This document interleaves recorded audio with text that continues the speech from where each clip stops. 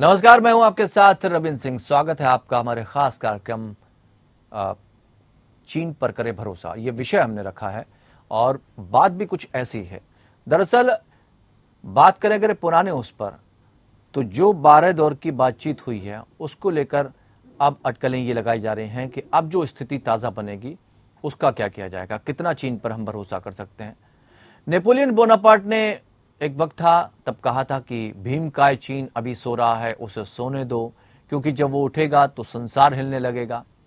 आज सैकड़ों साल बाद पूरी दुनिया को नेपोलियन की बात 100% लगभग सही लग रही है। चीन की विस्तारवादी नीतियों से सिर्फ पड़ोसी नहीं बल्कि अमेरिका और अफ्रीका के कई देश परेशान हैं। वो ताइवान को अपना हिस्सा मानता है और बार बार वन चाइना की बात करता है, लेकिन अमेरिका की सख्ती और ताइवान के आत्मविश्वास के आगे उसकी एक नहीं चल रही। पड़ोसी चीन आए दिन हमें आंखें भी दिखाता है। लद्दाख पर उसकी बुरी नजर है, लेकिन हमारे जाबाज सैनिक सीना तानकर चीन की हरकत का जवाब दे रहे हैं। इसी वजह से चीन को अपने कदम पीछे खींचने पड़ रहे हैं। करीब 2 साल के बाद भारत और चीन में भले ही पूर्वी लद्दाख के गोगरा और हॉट स्प्रिंग एरिया में डिसएंगेजमेंट करने पर सहमति बन गई हो, लेकिन भारत इस मामले में किसी तरह की जल्दबाजी करने के मूड में नहीं है। चीन की चालबाजी भरे इतिहास को देखते हुए भारत फिलहाल पूरी एलएसी पर अपनी सेनाओं को अलर्ट पर बनाए रखेगा। सूत्रों के मुताबिक सेना की मुस्तैदी को परखने के लिए army chief general Manoj Pande और आज लद्दाख के दौरे पर जाएंगे। वे वहां 16वीं कोर के मुखिया समेत बाकी सीनियर अफसरों से मुलाकात करेंगे और सेना की तैनाती पर चर्चा करेंगे। दरअसल भारत और चीन ने शुक्रवार को घोषणा की थी कि वे दोनों देशों की सेनाओं के बीच विवाद का कारण बने गोगरा हॉट स्प्रिंग एरिया में बने अपने अपने अस्थायी ढांचों को हटा लेंगे। साथ ही एक दूसरे के इलाके में जाकर उसका फिजिकल वेरिफिकेशन भी करेंगे। खबरों के मुताबिक भले ही दोनों पक्षों ने गोगरा हॉट स्प्रिंग एरिया में डिसएंगेजमेंट करने पर सहमति जता दी हो, लेकिन खतरा अभी टला नहीं है। दरअसल समझौते के बाद दोनों पक्षों ने अपने सैनिक थोड़े थोड़े पीछे जरूर किए हैं, लेकिन दोनों ओर से करीब 1 लाख सैनिकों की तैनाती और भारी हथियारों की मौजूदगी अब भी जारी है। चीन के पिछले धोखे वाले इतिहास को देखते हुए इस बार भी पक्का नहीं है कि वो अपना वादा सच्चे मन से निभाएगा। ऐसे में भारतीय सेना अलर्टनेस में कोई ढील नहीं देना चाहती। समझने की कोशिश ये करेंगे कि क्या वर्तमान दौर में चीन पर भरोसा कर सकते हैं। 2 खास मेहमान इस चर्चा में हमारे साथ शामिल हैं, जिनसे इस पूरी चर्चा को हम आगे बढ़ाएंगे। जितेंद्र ओझा पूर्व राजनयिक और जियोपॉलिटिकल एक्सपर्ट के तौर पर हमारे साथ जुड़ रहे हैं, और retired group captain VN Jha जो कि रक्षा विशेषज्ञ के तौर पर हमारे साथ जुड़ रहे हैं। आप दोनों मेहमानों का बहुत बहुत स्वागत करते हैं। जितेंद्र जी, चीन एक ऐसा मुद्दा है जब भी बात करो गर्माहट आ ही जाती है माहौल में। समझना ये चाहते हैं कि क्या वर्तमान समय में जो बातचीत हुई है, कमांडर स्तर की बातचीत हुई, उसे सफल हम माने, और अब कहां पर स्थिति बनी हुई है? देखिए, ये टैक्टिकल रूप से देखा जाए तो सफलता जरूर है, कोई भी देश में, और बहुत सस्टेन नेगोशिएशन रहे हैं, बहुत मजबूत नेगोशिएशन रहे हैं। लेकिन ये एक टैक्टिकल रिलीफ कह सकते हैं कि थोड़ा सा एक विराम मिला है।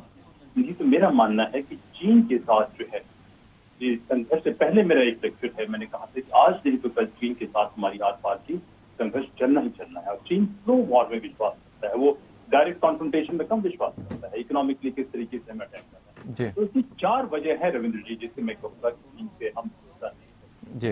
पहला वजह है कि ये उनकी स्ट्रेटेजिक साइकी के, इनके जो राज करने वाले लोग हैं उनकी ये साइकी का हिस्सा है। इसके बहुत हजारों वर्ष की परंपरा है कि कभी चिंग हुआंगसी जिन्होंने चीन को यूनाइट किया, उनके समय भी जब उनकी मौत हो जाती है तो वो बताते नहीं थे, अपने कमांडर्स तक को अपनी चीजें बताते नहीं थे। तो डिसेप्शन जो है या स्ट्रेटेजिक डिसेप्शन कहें, वो उसका ही हिस्सा है। दूसरा, आप देखिए कि चीन को लगता है कि वो बहुत शक्तिशाली हो गया है, और उसकी कंफ्यूजन चीज जो फिर मैं साइकी की बात कर रहा हूँ, वो मानते हैं कि दुनिया के दूसरे देशों को उनकी बात माननी चाहिए, और इस क्षेत्र में वो अपने आप को क्लेम करते हैं कि सबसे बड़े सिविलाइजेशन स्टेट, एकमात्र सिविलाइजेशन स्टेट है। और भारत उनसे सिविलाइजेशन जरूर रहा है, स्टेट के रूप में उनसे नीचे, वो अपनी बात ये करना चाहते हैं। पास्ट रिकॉर्ड देखें, और कई पिछले कुछ शताब्दियों में चीन ने जब भी विस्तारवादी अपनी गतिविधियां की है, चाहे वो तिब्बत का रहा हो या चाहे ईस्टर्न तुर्किस्तान का रहा हो या इनर मंगोलिया का रहा हो, तो ये तमाम जगह मंचूरिया ये उनके हिस्से नहीं थे, पिछले कुछ शताब्दियों में आए हैं। वो कहते कि नहीं हजारों वर्ष से थे, हजारों वर्ष से कभी नहीं थे। इवन ताइवान से जो है जब उनकी मिंग डायनेस्टी के हारते हैं, एक शख्स आके वहां आते हैं, तो इतना 300-400 साल का पुराना इतिहास है, लेकिन वो सब पे अपने कब्जा बनाए हुए रखना चाहते हैं और उनको लगता है कि कोई अपोज नहीं करेगा। पश्चिम ने उनके इस विस्तारवादी नीति को देखे कि किसी तरह बढ़ावा दिया था। तो उसकी वन चाइना पर भी कहीं ना कहीं सवाल खड़े हो जाएंगे, क्योंकि भारत जिस तरह से प्रोटेक्ट कर रहा है खुद को। बिल्कुल, क्योंकि वन चाइना जो है देखा जाए कि कॉलोनियल पावर्स की रिक्वायरमेंट थी, तो उन्होंने वन चाइना कह दिया। और उसके बाद देखे कि 70 के दशक में जब सोवियत संघ से इनको ये दूर करना चाहते थे, तो इनको कंसेशन देना था। और चीन की साइकी में है कि हम स्टेट बनाएंगे, वॉरियर किस्म के ये थे माओ से सिंह, जो गुरिल्ला वॉर में रिसेप्शन के जरिए ही वॉर होता था। आप देखिए कि अक्साई चीन में उन्होंने क्या किया कि 110 किलोमीटर अंदर हमारे यहाँ से बना दिया। हम एक सोसाइटी सेंट्रिक सिविलाइजेशन है और इसका हमने बहुत बड़ा खामियाजा भुगता है। आज हमारी डिफेंस फोर्सेस बहुत प्रोफेशनल है, बहुत मजबूत लीडरशिप है, तो हम इसमें मजबूती से कदम उठा पा रहे हैं। नहीं अपने तो डिफेंस सिस्टम पर तो भारत हमेशा गर्व करता रहा है, लेकिन retired group captain VN Jha साहब भी हमारे साथ जुड़े। वीएन झा साहब, वर्तमान स्थिति कैसी लग रही है आपको?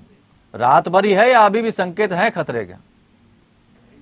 देखिए रविंद्र जी, जब हम लोग चाइना की बात करते हैं तो कभी भी ये राहत भरी खबर नहीं होती है जी, क्योंकि कभी भी आप चाइना के इंटेंट पे भरोसा नहीं कर सकते। और जो हमने पिछले जो दशकों में भरोसा किया था, उसका जो फल है, उसका जो नतीजा है, वो हम सबों के सामने में है। वो चाहे 1949 के बाद से ही जो सारी गतिविधियां चाइना की हुई हैं, चाहे वो तिब्बत में हो, चाहे भारत में हो, 1962 वॉर हो, और उसके बाद भी जो भारत ने एक सबक नहीं सीखा कि चाइना की इंटेंट क्या है और उसका एस्पेक्ट्स क्या क्या है, कैसे वो बिहेव कर रहा है, इस पे कभी इंडिया ने अपने फॉरेन पॉलिसी में ज्यादा तवज्जो देने की कोशिश नहीं की। और उसी का ये अभी परिणाम जो हम लोग भुगत रहे हैं वो हो रहा है। भला हो जो अभी प्रेजेंट गवर्नमेंट है इनका, कि इन्होंने एक बड़ी रॉबस्ट सी पॉलिसी बनाई हुई है, जिसमें कि पूरा का पूरा एलओसी अभी लगभग एक्टिवेट है, इन द सेंस कि हर जगह में इंफ्रास्ट्रक्चर प्रोजेक्ट बन रहे हैं। जो एक पहले पैसिव डिफेंस जो लोकेशंस होते थे, स्पॉट्स होते थे, उनको एक्टिव डिफेंडिंग लोकेशंस में बदला जा रहा है। दोनों में अंतर है, बहुत अंतर है। पैसिव वो होता है जहाँ पे अगर आपके ऊपर में गोली दागी गई तो आप अपने को बचाने के लिए कुछ कर सकते हैं। लेकिन एक्टिव जो होता है ऑपरेशन, वो ये होता है कि जब आप देखें कि कोई ट्रांसग्रेस कर रहा है तो फिर आप अपना एक्शन लें और आपके पास में वो सारे सामान, वो सारे साधन। लेकिन कैप्टन साहब, यहाँ तो अभी पीछे हटने की बात हुई, लेकिन कितना पीछे हटेंगे इस पर भी कोई बात हुई है? हाँ, इस पे बात हुई थी। आज से लगभग 1.5 महीना पहले एक आया था नतीजा दोनों की बातचीत में, जिसमें कि चीन ने पेशकश की थी कि वो परसीव्ड एलएसी को तो वो मानता ही नहीं है, लेकिन उन्होंने कहा था कि वो परसीव्ड एलएसी के अंदर अपने फोर्सेस ले आएंगे।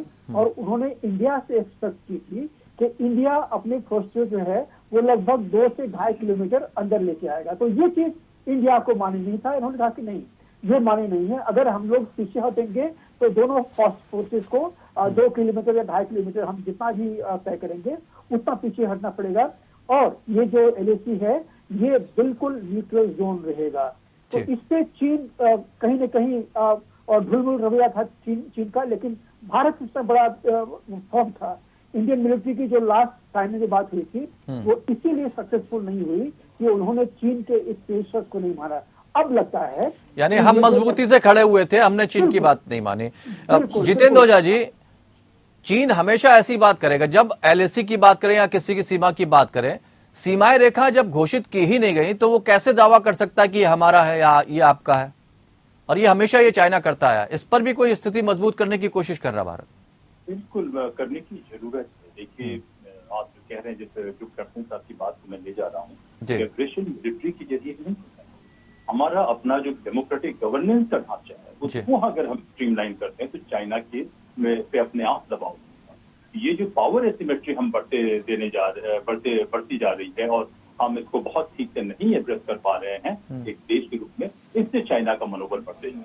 लेकिन हम इस तमाम चीजों के बावजूद देखिए, हम एक प्रजातांत्रिक देश है और हमारी फौज जो है हमारे देश की फौज है और लोग भी इन्वॉल्व हैं। तो अगर एक पॉइंट के बाद चीन अगर झगड़ा करता है तो हो सकता है उसके भीतर टर्मोइल होना शुरू हो जाए।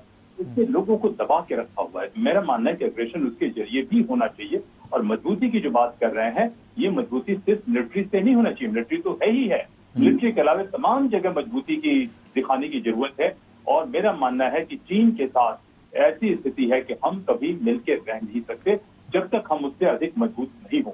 जी, ये जो वक्त बीता है भारत मजबूत होगा। जितेंद्र जी, ये जो वक्त बीता है इसमें क्या हम ये माने कि इंडियन डिप्लोमेसी में भी कुछ बदलाव आए हैं? देखिए, मेरा मानना है कि बदलाव तो जरूर आया है, लेकिन जिस रफ्तार से बदलाव आने की जरूरत है, जो हमारे चैलेंजेस हैं, जो हमारी प्रायोरिटीज है, उस हिसाब से बदलाव नहीं आया। जितेंद्र जी, हमने बात तो करी चीन के भरोसे की, लेकिन अब क्या लगता है कि अभी भी कुछ ऐसे मुद्दे हैं जिस पर हमारी बातचीत होनी जरूरी है, या कौन कौन से वो मुद्दे हैं जिसमें बातचीत रह गई है? देखिए, बहुत सारे मुद्दे अभी भी हैं। ब्लॉक में वो अपना ट्रांसलेशन किए जा रहे हैं। देवतांग एरिया में उनकी मौजूदगी वहां तो लेक पे उन्होंने ब्रिज बना दिया है। अरुणाचल में हमारे एकदम एलएसी के पास जो है वो अपना हेलीपैड बना रहे हैं, गांव बना रहे हैं। तो इन तमाम मुद्दों पे बातचीत की जरूरत है। और सिर्फ बातचीत से बात नहीं होती। देखिए, न तो कोई कानून होता है। चीन तो बहुत सारे कानून को मानता ही नहीं है। जब तक आपके पास कॉम्प्रिहेंसिव पावर नहीं है, पावर सिर्फ मिलिट्री पे हम नहीं अप्लाई कर सकते। इकोनॉमिक पावर, आर&डी की पावर, तमाम किस्म के जब तक ये पावर नहीं होते हैं तब तक जो है, जब तक आप डिसएडवांटेज में। डिप्लोमेसी भी एक पावर है। मैं पिछले में एक थोड़ा सुधार करना चाहूंगा कि अभी जो डिप्लोमेसी में जो रोबस्ट पोजीशन आई है वो हमारे प्रधानमंत्री की मजबूती और हमारे विदेश मंत्री की स्किल की वजह से आई है। लेकिन हम जो है किसी पर्सनैलिटी पे कोई भी देश नहीं डिपेंड कर सकता है। देश की डिपेंड करता है इंस्टीट्यूशन पे। इंस्टीट्यूशनल रिस्ट्रक्चर उस तरीके से नहीं हुए है। और मेरा मानना है कि बातचीत तो चलते रहनी चाहिए, कि बातचीत की अपनी महत्व है। और डिप्लोमेसी में कई दफे हम मिसअंडरस्टैंडिंग से, मिसकम्युनिकेशन से जो बड़े घटनाएं होती है उसको हम बचा सकते हैं। लेकिन हम अपने देश की सुरक्षा सिर्फ डिप्लोमेसी और बातचीत पर नहीं छोड़ सकते प्रवीण जी। और भारत को अपने आप को रीडिस्कवर करने की जरूरत है। तमाम इंस्टीट्यूशंस को रिस्ट्रक्चर करने की जरूरत है कि ये एसिमेट्री हम लाए ही नहीं, बराबर नहीं करें, हम उनसे 4 कदम आगे जाएं। मैंने कहा कि जब तक भारत मजबूत नहीं होता है, भारत की सोच मजबूत नहीं होती है, चीन के साथ हमारा खतरा हमें ही नहीं पूरी दुनिया को खतरा बना हुआ है, इस रीजन को खतरा बना। जी, कैप्टन साहब, आपसे ये समझना चाहेंगे झा साहब कि जैसे कि बात अभी जितेंद्र झा साहब ने की कि इससे आगे बढ़कर हमें देखना होगा, हम क्या आज की तारीख में उस स्थिति में पहुंच गए हैं कि हम पूरे ठोस तरीके से हम बात रख रहे हैं चाइना के सामने, और चाइना को हम आगे भी पीछे धकेलते रहेंगे? क्या परिवर्तन आया है परिस्थितियों में पिछली सरकारों और इन सरकारों में? मैं कह रहा हूं कि परिवर्तन तो बहुत आया हुआ है। देखिए, एक गवर्नमेंट की मानसिकता होती है, ये दिमाग में होता नहीं, जिस तरह से जितेंद्र ओझा जी कह रहे हैं कि अभी और आगे बढ़कर हमें सोचने की जरूरत है, उन बातों पर मैं उसी पे बात कर रहा हूँ। देखिए, जब आपने ये मन बना लिया हुआ है कि हम चीन को आगे नहीं बढ़ने देंगे, तो ढुलमुल रवैया फिर ना अपनाएं। मैं जानता हूं कि आर्म फोर्सेस के पास में वो सारी कैपेबिलिटीज हैं कि अपने आप को डिफेंड कर सकें और अपना एक भी इंच चीन को ना जाने दें। लेकिन ये सिर्फ एक आर्म फोर्सेस के चलते नहीं होता है। जितेंद्र जी ने बड़ा अच्छा कहा कि हाँ, अभी के गवर्नमेंट में जो जयशंकर जी हैं, प्रधानमंत्री जी हैं, इन्होंने एक सख्त कदम अपनाया है। लेकिन अभी भी उन चीजों की कमी है जो होना चाहिए। जैसे जब हमने जवाहरलाल नेहरू ने जब वो एक्सेप्ट किया था वन चाइना पॉलिसी, हमें आज बिल्कुल खुल के कहना चाहिए कि जिन दिनों में वो वन चाइना पॉलिसी था, उन दिनों में ये अक्साई चीन वाली बात नहीं थी, ये सलामी स्लाइसिंग की बात नहीं थी। आज के दिन में हम वो वन चाइना पॉलिसी को कम से कम रिव्यू कर रहे हैं। ये तो कम से कम इंटरनेशनल फोरम पे या बायलैटरल फोरम में हमेशा ये बोलते रहना चाहिए। ये एक ऐसी चीज है कि जो चीन को ये सोचने पे मजबूर करेगा कि आखिर हो क्या रहा है। तो ये एक चीज हो गई। दूसरी, जैसे जितेंद्र ओझा जी बता रहे थे कि जो पूरा रवैया है अभी ईस्ट लद्दाख में आपने देख ही लिया, अरुणाचल में अभी भी जो चीन का नक्शा है, उन्होंने वो पूरा अरुणाचल को अपना ही दिखाया हुआ है।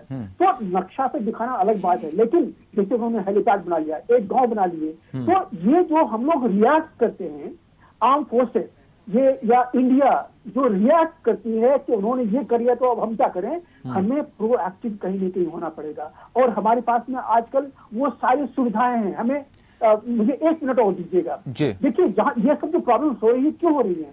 क्योंकि हमारी मॉनिटरिंग जो है सीमा पे, वो कहीं न कहीं कम पड़ रही है।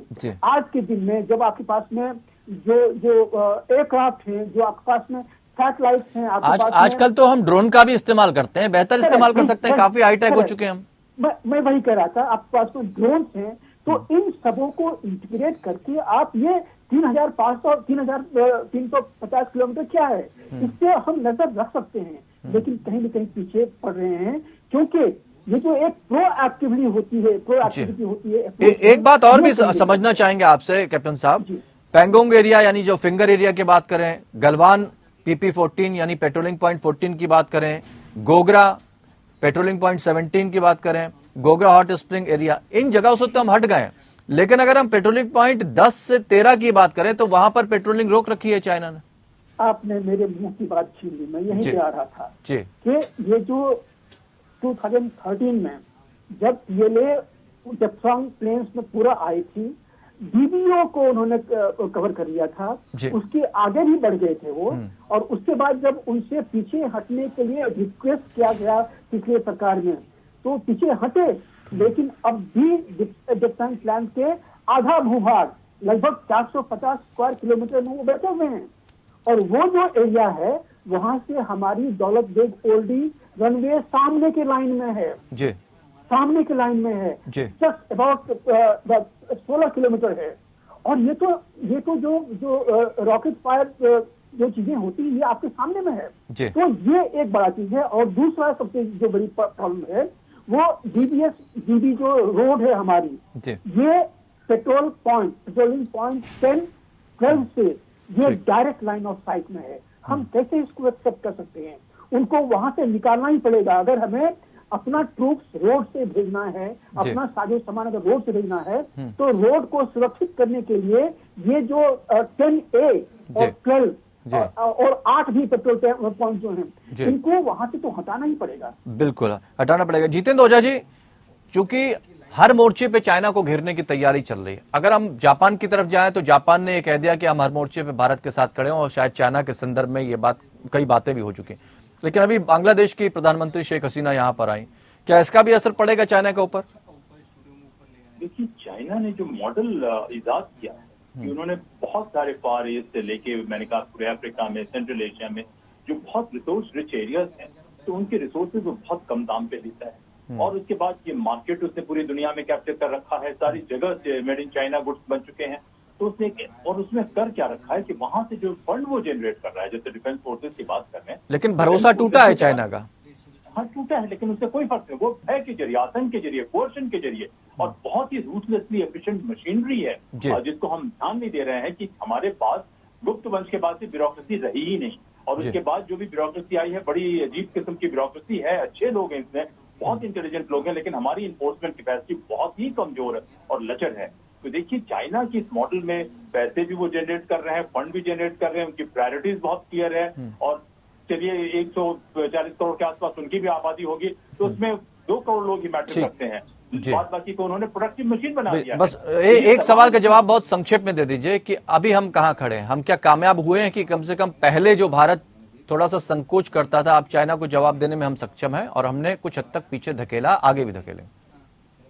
निश्चित रूप से इस सरकार का, खास करके वर्तमान प्रधानमंत्री का जो नेतृत्व है, जो उनकी विजन है, उसमें रोबस्टनेस है, वो उस पर कॉम्प्रोमाइज नहीं करना चाहते, इसमें कोई शक नहीं। लेकिन पूरी चीजें सिर्फ एक व्यक्ति के ऊपर निर्भर नहीं करनी चाहिए, इंस्टीट्यूशन में सुधार की जरूरत है।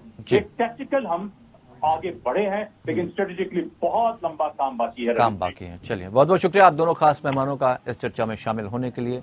तो फिलहाल चीन पर भरोसा नहीं किया जा सकता और अभी काफी काम बाकी भी है। लगातार हमें इसी तरह से डटे रहना।